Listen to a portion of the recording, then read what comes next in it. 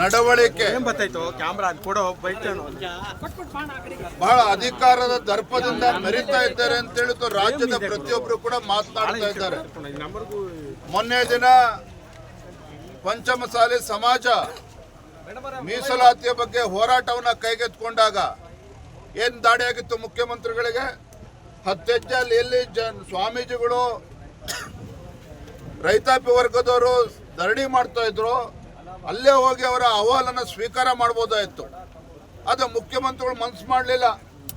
ಇಲ್ಲೇ ಸುವರ್ಣಸೌಧದಲ್ಲಿ ಇದ್ರೂ ಸಹ ಅಲ್ಲಿ ಜಯಮೃತ್ಯುಂಜಯ ಸ್ವಾಮಿಯವ್ರನ್ನ ಹೋಗಿ ಭೇಟಿ ಮಾಡ್ತಕ್ಕಂಥ ಒಂದು ವ್ಯವಧಾನ ಮುಖ್ಯಮಂತ್ರಿಗಳಿಗೆ ಬರಲಿಲ್ಲ.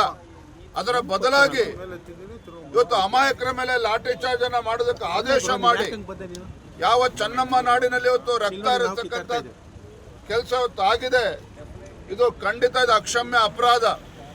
ರಾಜ್ಯದ ಮುಖ್ಯಮಂತ್ರಿಗಳನ್ನ ಆಗ್ರಹವನ್ನು ಮಾಡ್ತಾ ಇದ್ದೇವೆ. ಇವತ್ತು ಯಾವ ಕಾರಣಕ್ಕಾಗಿ ಇವತ್ತು ಲಾಠಿ ಚಾರ್ಜ್ ಅನ್ನು ಮಾಡಿಸಿದೆ ನಿಮ್ಮ ಕಾಂಗ್ರೆಸ್ ಸರ್ಕಾರ, ಅದಕ್ಕೆ ಉತ್ತರವನ್ನು ಕೂಡ ನಾವು ಪಡಿತೇವೆ.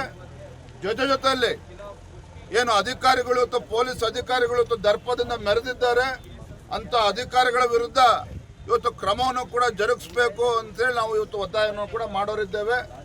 ಎರಡೂ ಸದನದಲ್ಲಿ ಬಿಜೆಪಿ ಹಾಗೂ ಜೆಡಿಎಸ್ ಪಕ್ಷ ಎರಡೂ ಸದನದಲ್ಲೂ ಕೂಡ ಈ ವಿಚಾರ ನಾವು ಪ್ರಸ್ತಾಪ ಮಾಡ್ತೇವೆ. ಕೇವಲ ಲಾಠಿ ಚಾರ್ಜ್ ಮಾತ್ರ ಅಲ್ಲ, ಗೋಲಿಬಾರ್ ಕೂಡ ಮಾಡುವಂತಹ ಒಂದು ಆತಂಕವನ್ನು ವ್ಯಕ್ತಪಡಿಸಿದ್ದಾರೆ. ನೋಡ್ರಿ, ಈ ಸರ್ಕಾರದವರು ಕಾಂಗ್ರೆಸ್ ಸರ್ಕಾರದವರು ಮೂರು ಬಿಟ್ಟಿದ್ದಾರೆ.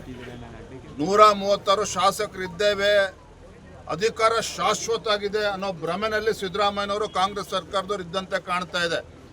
ಆದರೆ ಒಂದು, ಇವರು ಮುಖ್ಯಮಂತ್ರಿಗಳು ಹಿಂದೆ ಸಿದ್ದರಾಮಯ್ಯನವರು ಹಿಂದೆ ಮುಖ್ಯಮಂತ್ರಿಗಳು ಇದ್ದಾಗೂ ಕೂಡ ವೀರಶೈವ ಲಿಂಗಾಯತ ಸಮಾಜದ ಮಧ್ಯೆ ಬೆಂಕಿ ಹತ್ತಕ್ಕಂಥ ಕೆಲಸ ಮಾಡಿದ್ದರು.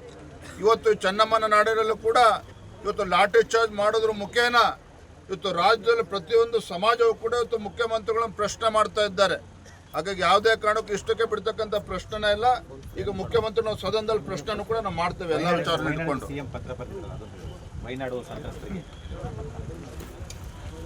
ಪಾಪ ಸಿದ್ದರಾಮಯ್ಯನವರಿಗೆ, ಡಿ.ಕೆ. ಶಿವಕುಮಾರ್ ಅವ್ರಿಗೆ ನಮಗೆ ಅನುಮಾನ ಆಗ್ತಾ ಇದೆ. ಇವರು ಕೇರಳ ರಾಜ್ಯದ ಮುಖ್ಯಮಂತ್ರಿಗಳು, ಸಿದ್ದರಾಮಯ್ಯನವರು ಕನ್ನಡ ನಾಡಿನ ಮುಖ್ಯಮಂತ್ರಿಗಳು ಅಂತೇಳಿ ಅನುಮಾನ ಬರೋ ರೀತಿಯಲ್ಲಿ ಇವತ್ತು ನಡ್ಕೊಳ್ತಾ ಇದ್ದಾರೆ. ಇವತ್ತಿಲ್ಲಿ ಬಡವರು ಮನೆ ಕಳ್ಕೊಂಡಿದ್ದಾರೆ ಮಳೆ ಜಾಸ್ತಿ ಆದಾಗ. ಹಿಂದೆ ಯಡಿಯೂರಪ್ಪನವರು ಬಿಜೆಪಿ ಸರ್ಕಾರ ಇದ್ದಾಗ 5 ಲಕ್ಷ ರೂಪಾಯಿ ಕೊಡ್ತಾ ಇದ್ರು ಬಡವ್ರು ಮನೆ ಕಳ್ಕೊಂಡ್ರೆ. ಇವ್ರ ಯೋಗ್ಯತೆಗೆ 1 ಲಕ್ಷನೂ ಕೂಡ ಕೊಡ್ತಾ ಇಲ್ಲ. ಆದ್ರೆ ಪಕ್ಕದ ಕೇರಳದ ರಾಜ್ಯದಲ್ಲಿ ಗಾಂಧಿ ಕುಟುಂಬಕ್ಕೆ ಖುಷಿ ಪಡಿಸೋದಕ್ಕೆ, ರಾಹುಲ್ ಗಾಂಧಿ, ಪ್ರಿಯಾಂಕಾ ಗಾಂಧಿ ಖುಷಿ ಪಡಿಸೋದಕ್ಕೆ ಅಲ್ಲಿ ಬಡವರಿಗೆ ಮನೆ ಕಟ್ಸ್ಕೊಡ್ತೇವೆ ಅಂತೇಳಿ ಇವತ್ತು ಹೇಳ್ತಾ ಇದ್ದಾರೆ.